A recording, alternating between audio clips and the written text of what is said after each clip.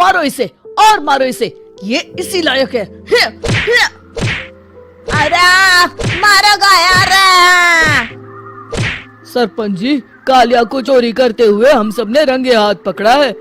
अब इसे गांव से बाहर निकाल देने में ही हम सबकी भलाई है। तो देर किस बात की है, अभी इसे धक्के मार के इस गांव के बाहर का रास्ता दिखा दो। अरे सरपंच ऐसा मत करिए, मुझे एक मौका और दीजिए, मैं दोबारा कभी चोरी नहीं करूंगा। लेकिन गांव वाले उसकी एक नहीं सुनते और उसे मार मार के गांव की सीमा के बाहर निकाल देते हैं। मेरी कमर दर्द के मारे मेरी जान निकली जा रही है। कमबख्तों ने जम के धुलाई की है मेरी। अरे भगवान करे इनके गांव में भूचाल आ जाए, धरती फट जाए और सब गांव वाले उसमें समा जाए। चलते चलते कालिया जंगल में पहुंच जाता है। उसे वहाँ एक प्रयोगशाला दिखाई देती है। अरे इस जंगल में ये अजीब सा दिखने वाला घर किसने बनाया है, चल कर देखना पड़ेगा। कालिया प्रयोगशाला के पास चला जाता है। दो वैज्ञानिक प्रयोगशाला में बातें कर रहे होते हैं। बधाई हो डॉक्टर चमन, आखिरकार हम दोनों ने मिलकर एक ऐसी घड़ी का आविष्कार कर लिया है जिसे पहनकर कोई भी इंसान गायब हो सकता है। हाँ हाँ, तुमने बिल्कुल सही कहा डॉक्टर जर्माटो। अब कल सुबह ही हम इस जंगल से निकल जाएंगे, लेकिन उससे पहले आज रात के खाने का बंदोबस्त करते हैं। हाँ हाँ, मुझे तो बड़ी जोरों से भूख लगी है, चलो चलते हैं। दोनों वैज्ञानिक वहाँ से चले जाते हैं। उनके जाते ही कालिया प्रयोगशाला में दाखिल होता है। अच्छा तो ये बात है। कालिया बड़े से कांच के अंदर रखी घड़ी को बाहर निकाल लेता है और अपनी कलाई पर बांध लेता है। फिर घड़ी में लगा बटन दबा देता है। कालिया को एक जोरदार झटका लगता है। कालिया अपने आप को आईने में देखता है तो उसका पूरा शरीर पूरी तरह से गायब हो चुका होता है। अब तो जो चाहे वो कर सकता हूँ। सबसे पहले मैं उन सभी को सबक सिखाऊंगा। गांव वालों, मैं आ रहा हूँ। कालिया गांव की ओर चल पड़ता है। थोड़ी देर के बाद दोनों वैज्ञानिक वहां आते हैं। अरे ये क्या, लगता है कोई हमारी घड़ी चुरा कर ले गया है। ये देखो पैरों के निशान। अब क्या होगा, अगर वो घड़ी किसी गलत हाथों में पड़ गई तो अनर्थ हो जाएगा। तुम चिंता मत करो, हमारी घड़ी में जो बैटरी लगी है ना, वो सिर्फ 24 घंटे चलेगी। उसके बाद वो घड़ी काम करना बंद कर देगी। उधर दूसरी तरफ गांव में सरपंच अपने घर में सो रहा होता है।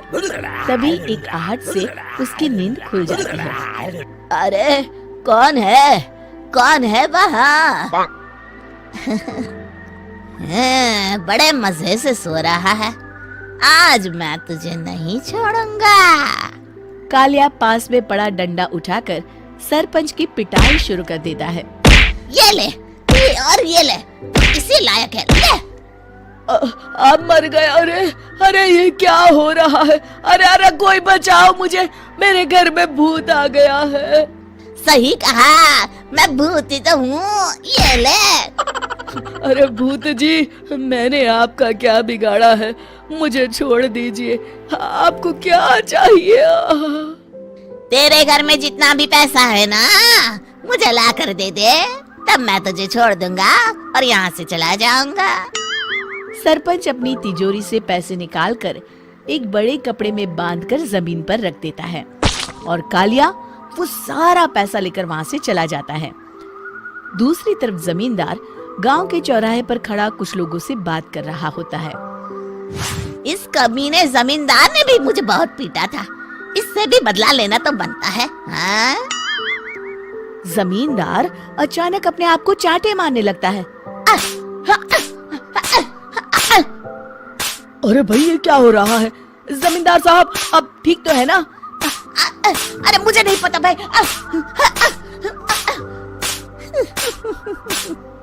अरे मर गए रे, ये तो पक्का किसी भूत प्रेत का काम है। जमींदार के अंदर कोई भूत आ गया है, इससे पहले कि ये हमारे अंदर आ जाए। मनोहर भाई, अपनी जान बचानी है तो भागो यहाँ से। ये क्या?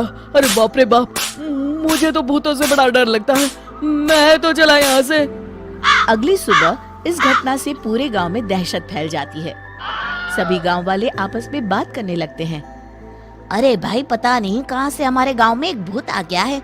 उसने कल रात को सरपंच और जमींदार की खूब पिटाई की और उनके सारे पैसे भी लेकर चला गया। हाँ भाई हाँ, ये भूत तो मुझे बड़ा अजीब लगता है। मेरी समझ में नहीं आता कि भूत उन पैसों का करेगा क्या।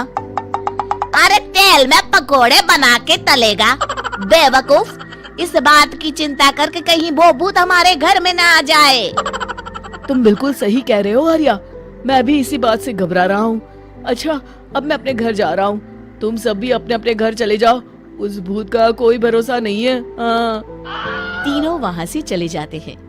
दूसरी तरफ कालिया सारे पैसों को एक खंडर में छुपा देता है।